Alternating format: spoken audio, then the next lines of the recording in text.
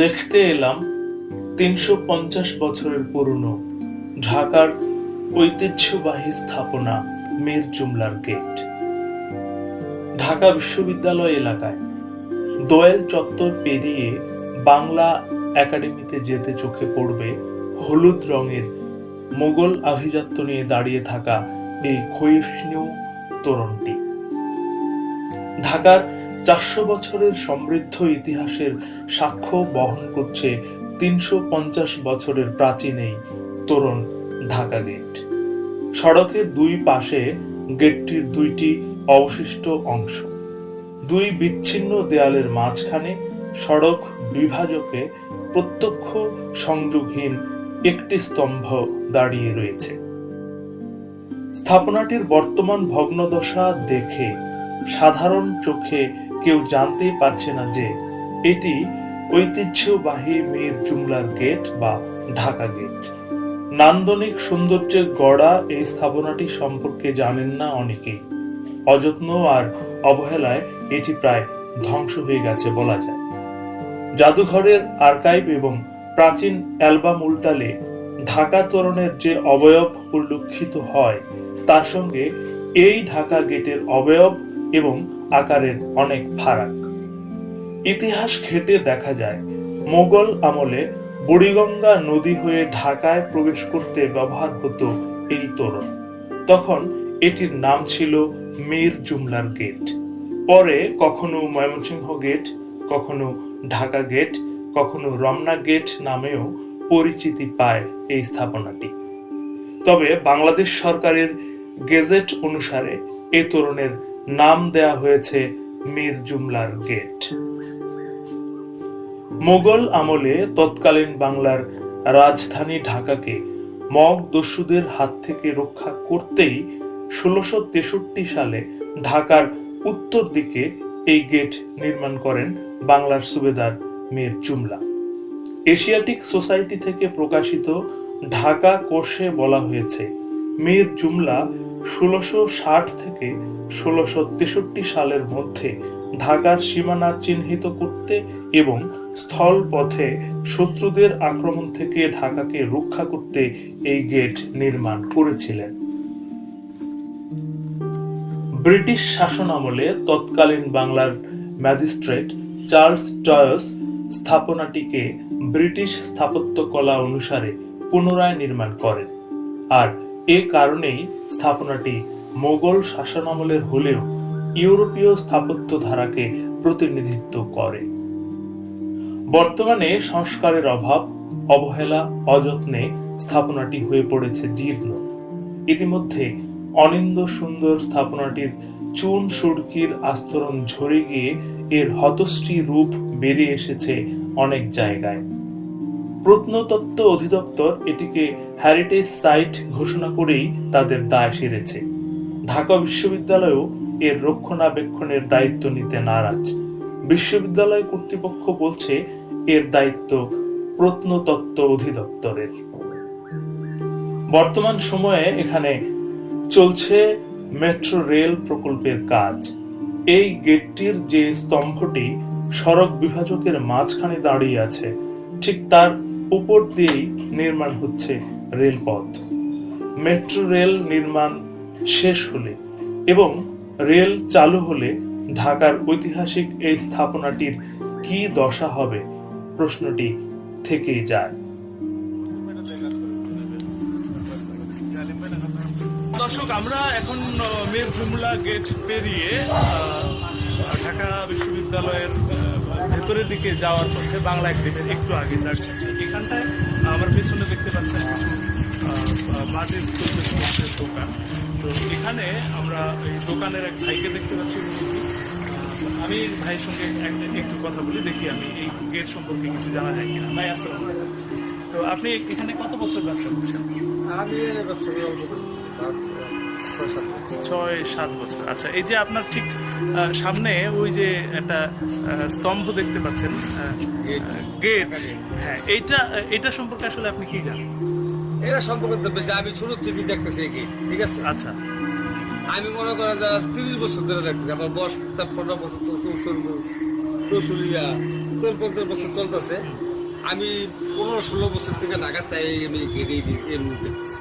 ঠিক আছে? আচ্ছা আচ্ছা।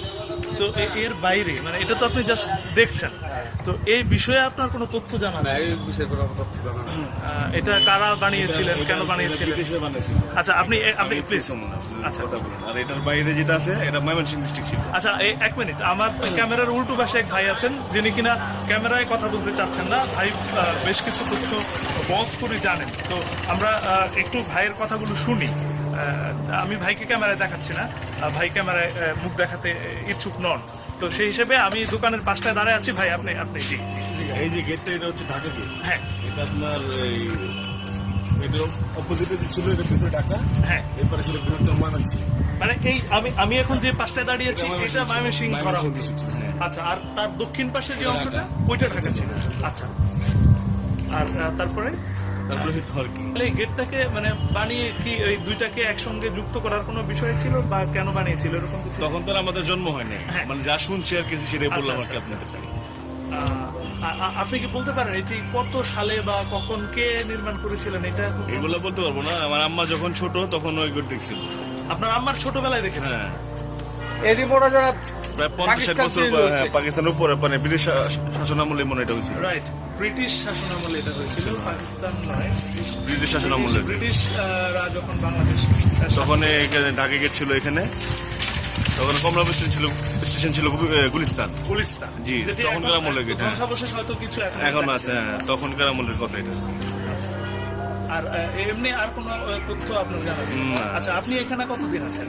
এই আমার জন্ম 32 বছর ধরে দেখেন। আপনি এখানেই আছেন? হ্যাঁ। আচ্ছা, এই যে আমাদের মেট্রো রেল হচ্ছে, জি। এই আমরা দেখতে পাচ্ছি যে এই যদি দেখাতে চাই দর্শককে, এই যে মেট্রো রেলের কাজ চলছে এখানে, তো এই মেট্রো রেল আসলে এই ঢাকা গেটের জন্য কোনো ক্ষতির কারণ হয়েছে কিনা এই বিষয়ে না, ঢাকা গেটের ক্ষতির কারণ হয় না, কারণ এটার উপরে তো কোনো ইয়া বসে নাই, মানে কোনো ব্রিজ টাইপের কিছু বসে নাই। আচ্ছা।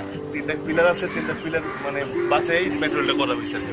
মানে স্তম্ভটা বাঁচাই কাজটা করা হয়েছে। মানে আপনি তো মোটামুটি দেখছেন এই কাজটি, কর্মযজ্ঞটি যখন শুরু হয়েছে তখন থেকে, তাহলে ওনারা চেষ্টা করেছেন যাতে এটাকে সেভ করা যায়। করা যায়, হ্যাঁ। এটা তো অনেক আগে, অনেক পুরাতন দিন। আচ্ছা, আর আপনার এই 32 বছরের এই সময়টাতে এটিকে যত্ন নেওয়া, কিংবা এটা যে ধ্বংসপ্রায় হয়ে গেছে, নষ্ট হয়ে যাচ্ছে, ভেঙে যাচ্ছে, ওই পাশটায় খাবারের হোটেল হয়েছে, এই পাশটায় দেখলাম ওই যে একটা গেট, মানে আমাদের ওই 3 নেতার মাজারের পাশে যে লোহার গেট হয়েছে, সেটাকে সেভ করার জন্য মোটামুটি লোহা দিয়ে এক ধরনের গেট বা ওই কি বলবো এটাকে বেড়া তৈরি করা হয়েছে, কিন্তু ঢাকা গেটকে সেভ করার জন্য এরকম কিছু দেখিনি। তো এখানটায় আসলে এই বিষয়টা আপনি এই বিষয়ে তার আমি কিছু বলতে পারবো না। এটা সরকারি কর্মকাণ্ড, এটা তো আমাদের কিছু বলার নেই। আচ্ছা না, কিন্তু আপনি কি এটি দেখেছেন কিনা যে এটির যত্ন নিচ্ছে বা এটাকে এরকম কিছু আমার চোখে পড়ে না এখন। আচ্ছা, মানে এই যে অযত্ন অবহেলায় পড়ে আছে এটা আপনি বলতে পারছেন, কিন্তু এটাকে কেউ টেক কেয়ার করছে এরকম দেখা না, যাচ্ছে। এরকম দেখিনি। আপনাকে ধন্যবাদ আসলে। আমি ছোট থেকে যত বছর বয়স, আমি তো এই না এটার কোনো যত্ন দিতে হ্যাঁ, আপনি এরকম করে দিচ্ছে। মানে আপনি ছোট থেকে এখানে আছেন, হ্যাঁ, আমি ছোট থেকে এনে না, আমি যাতায়াত করছি, আমি দেখছি গেটে এরকম দেখতে। মানে এটাকে যত্ন নিচ্ছে এটা কোনো পরিবর্তন নাই। পরিবর্তন দেখতেছি না। এটা তো মনে করেন আমরা তো সবসময় থাকি না, পারবো না, বুঝছেন না? আমরা রয়েছি সদরঘাট, ঠিক আছে, মনে করেন আইসি একদিন সপ্তাহে, একদিন এরকম এই হিসাবে। আমরা তো এটা সরকারি জিনিস, আমাকে এটা সিদ্ধান্ত নেওয়া কোনো ঠিক না। না সেটা না, কিন্তু আমরা দেশের নাগরিক হিসেবে তো আমরা আমাদের যে ঐতিহ্য, আমাদের সংস্কৃতি, এটা সম্পর্কে আমরা জানতে তো পারি, হ্যাঁ, এটা জানতে পারে। জানার অধিকার তো নিশ্চয়ই আমাদের আছে। আর আমরা নিশ্চয়ই চাই না যে আমাদের এরকম পুরনো কোনো ঐতিহ্য নষ্ট হোক, নিশ্চয়ই আমরা চাই না। এই যে আমি দেখতে পাচ্ছি আমার পাশে একেবারেই ছোট ভাই, তরুণ প্রজন্মের, তো উনিও বলছেন যে আমাদের ঐতিহ্য ধ্বংস হোক, এটি আমরা নিশ্চয়ই চাই না। এটি চাই না। হ্যাঁ, তো এটা আসলে প্রত্নতত্ত্ব অধিদপ্তর হোক আর ঢাকা বিশ্ববিদ্যালয় হোক, যার অধীনেই আছে। তো আমরা নিশ্চয়ই সবাই মিলে চাইবো যে এই স্থাপনাটি যেন ধ্বংস হয়ে না যায়, সেদিকে একটু খেয়াল করার জন্যে। তো আর এই বিষয়ে আমাদের শিক্ষাবার্তার প্রধান সম্পাদক এইচ.এম. সায়েদুজ্জামান স্যার, উনি নিশ্চয়ই যারা এটার দায়িত্বে আছেন, প্রত্নতত্ত্ব অধিদপ্তর হোক কিংবা ঢাকা বিশ্ববিদ্যালয় হোক, আমি স্যারকে একটা দাবি জানাতে চাই যে স্যার, আপনি এই বিষয় নিয়ে আরেকটু জানার চেষ্টা করবেন। কর্তৃপক্ষের কাছে আমাদের একটাই দাবি থাকবে, যেহেতু এটা আমাদের প্রাচীন ঐতিহ্য। এই প্রাচীন ঐতিহ্যকে মানে সংরক্ষণ করার পরে যে আমাদের যত উন্নয়ন হোক কিংবা অন্যান্য কোনো কাজ হোক সেটা আমরা আমাদের কর্তৃপক্ষ করবে, অর্থাৎ এইটাকে সংরক্ষণ করার পরে যা যা করার দরকার সেটা করবে, সেই দিকে দৃষ্টি রাখবে, যে এই প্রত্যাশা করছি আমরা। মানে হচ্ছে আমরা বলতে চাচ্ছি যে আমাদের পুরনো ঐতিহ্যকে ধ্বংস করে দিয়ে উন্নয়ন সেটি আমরা চাই না। আসলে উন্নয়ন বলতে তো আমার মূল ভিত্তি, মূল স্তম্ভ সেটিকে ধ্বংস করে দিলে উন্নয়ন বোধহয় হয় না। তো উন্নয়ন হচ্ছে আমাদের বর্তমান সরকার দেশের উন্নয়নে প্রচণ্ড গতিতে কাজ করে যাচ্ছে।